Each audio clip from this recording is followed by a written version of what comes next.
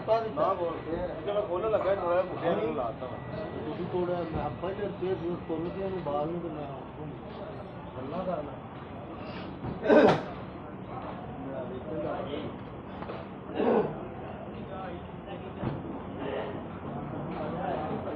ਹਾਂ ਆਓ ਭਾਈ ਵਿੱਚ ਰੱਖ ਦੇ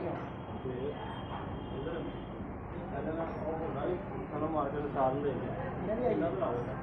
ਉਹਦਾ ਕੰਮ ਕਰਦੀ ਹੋਇਆ